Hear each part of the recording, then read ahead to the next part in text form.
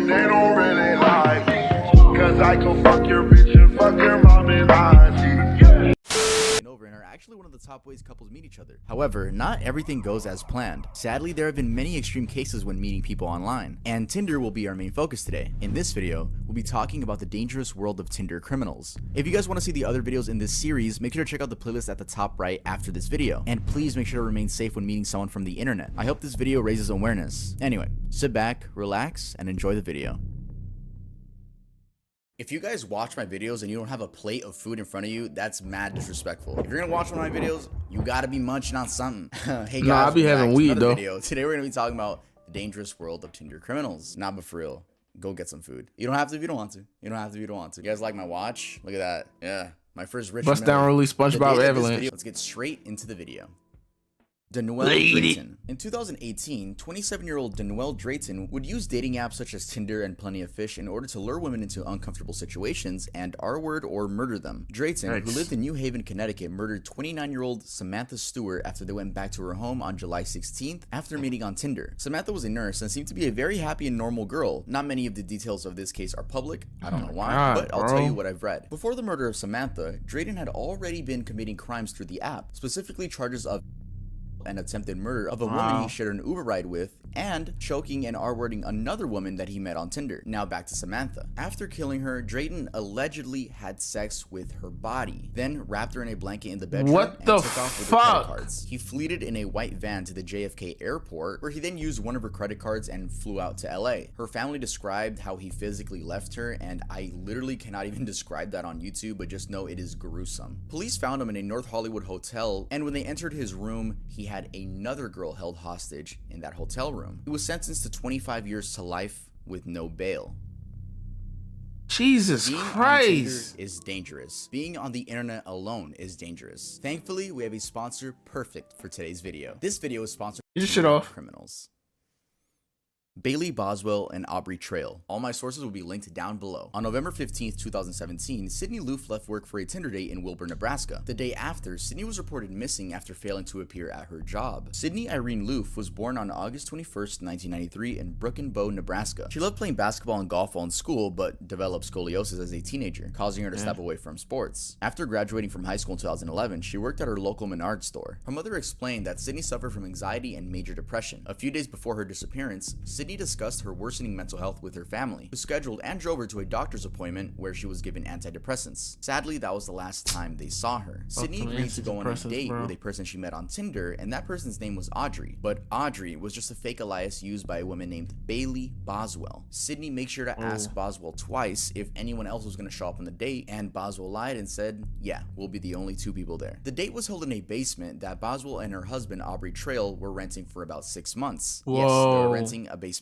The day after, Sydney went on another date with Boswell, and before heading to the date, she posted a Snapchat image captioned, "Ready for my date." On November 16th, which is the day after that, Sydney didn't show up to work. Her mother Susie texted her, unaware that she was on this date, but Sydney didn't respond. Susie then reported her missing, and the police ended up checking out her apartment to no avail. Meanwhile, the owner of the duplex that Boswell and Trail were renting out had complained about a horrible bleach odor, and it was all coming from that basement. The smell was so strong that a owner of the landlord's family was throwing up and developing hives. It was also strange for them to have the air conditioner going while it's the middle of November. Sydney told several friends about her Tinder date, and one of them was Brooklyn McChrystal. After Sydney's disappearance, Brooklyn McChrystal set out on a mission to find out why she went missing. She remembered Sydney talking about a name, and that name being Audrey, so she made a Tinder account and kept swiping left up until the point that she found a person named Audrey. She then swiped right on that person and was able to get Audrey's phone number, which she then provided to the police. Within 2 days, Saline County police were able to pin down the Wilbur duplex as the last place where Loof's phone pinged. Police conducted a welfare check, knocking on Boswell and Trail's apartment door,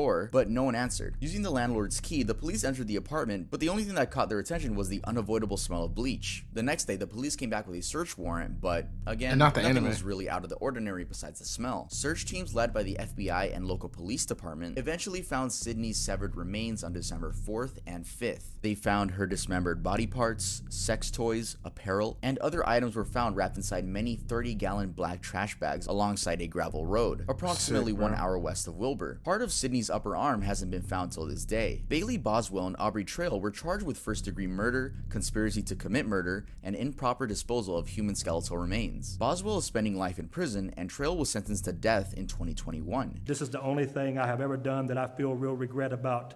In the past, I could justify myself, but not this time. Sydney did nothing but reject my lifestyle and threaten to expose it, and I killed her for it. I could care less what you do to me here today.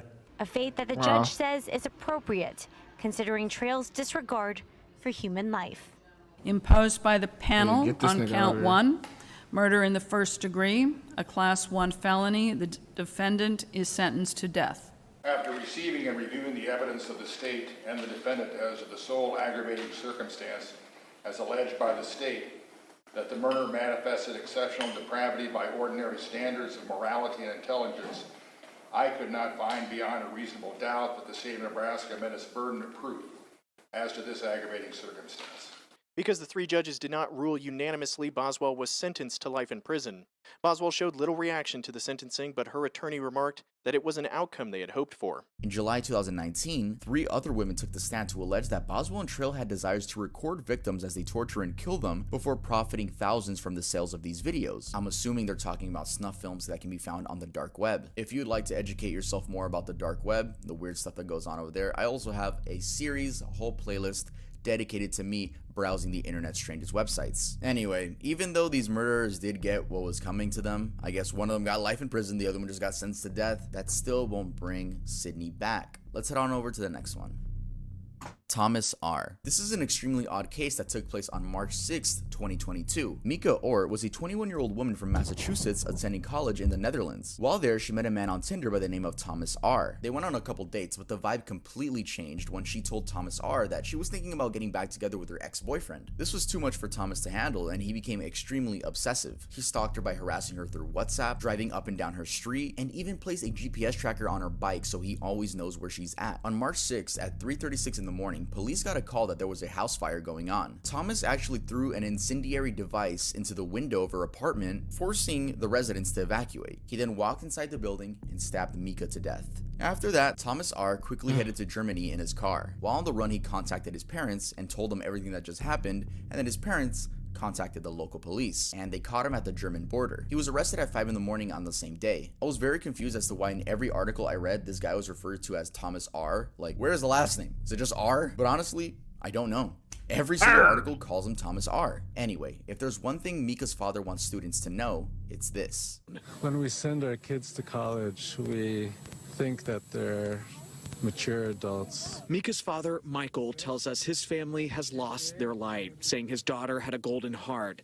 While speaking at Sunday's vigil, Michael encouraged people to learn from his daughter's death, saying students need to speak up if something's off, alert a friend, take action, saying if his daughter had known the signs, this could have been different. I think that if that were in place, then this tragedy may have been avoidable. Mika's family held a memorial service in the Netherlands for her. They plan on putting one together here.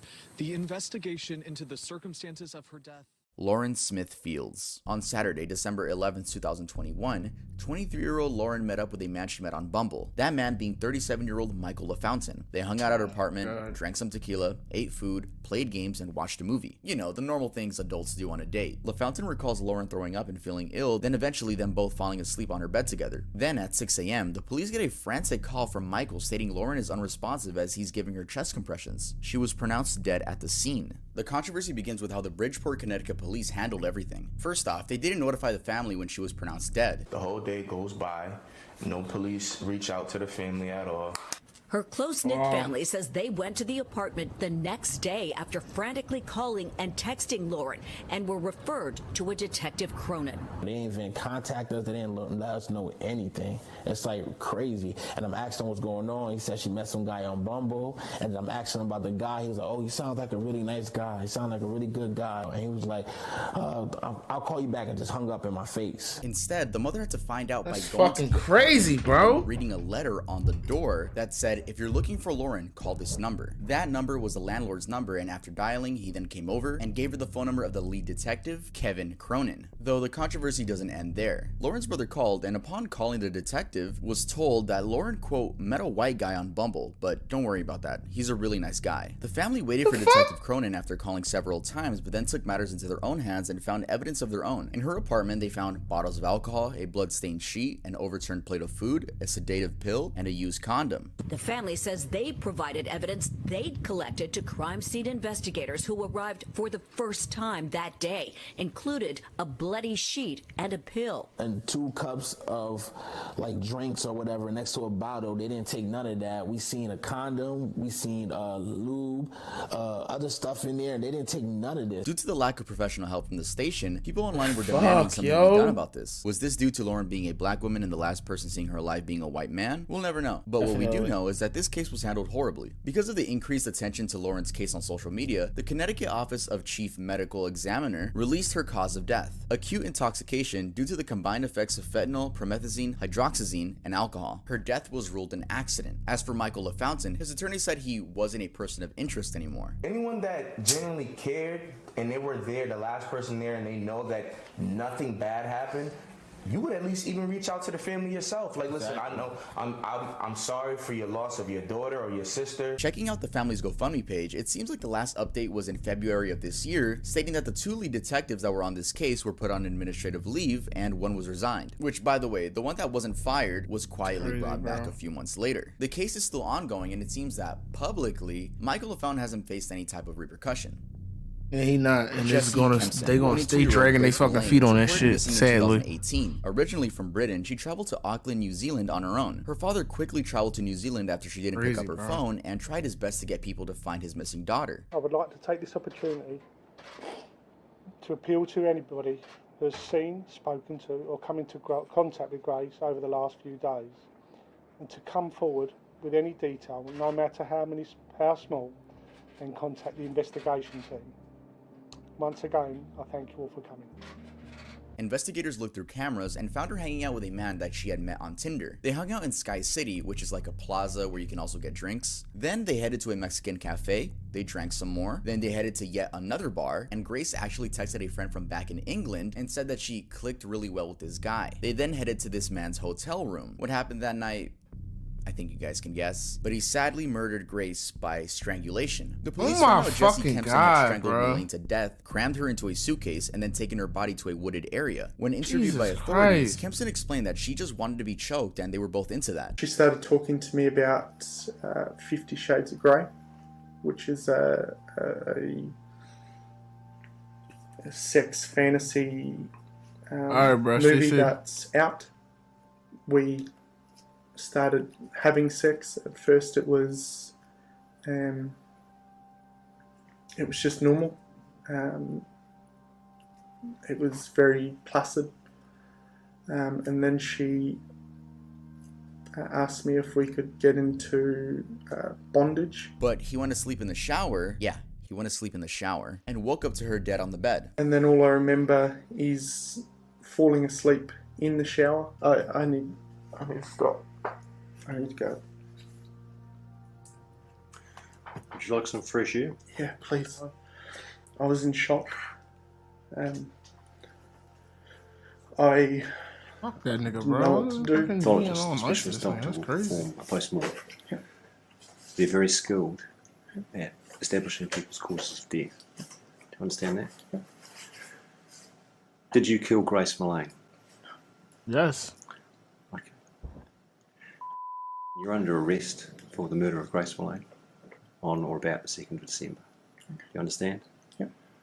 Okay. Yep. Pretty believable story. Pretty believable story. Jesse pleaded not guilty and maintained his innocence throughout the entire trial, but the judge decided otherwise and sentenced him to life in prison. It was also revealed that he's other women that he met on the app as well. Before I end this one off, I just want to say rest in peace to all the victims I've talked about, and if there are any GoFundMes for these victims, I will be linking all of them in the description below. Alright guys, that's it for this video. If you guys— that one was kinda heavy. God damn. Bust down, roll the avalanche. Yeah, my old bitch average.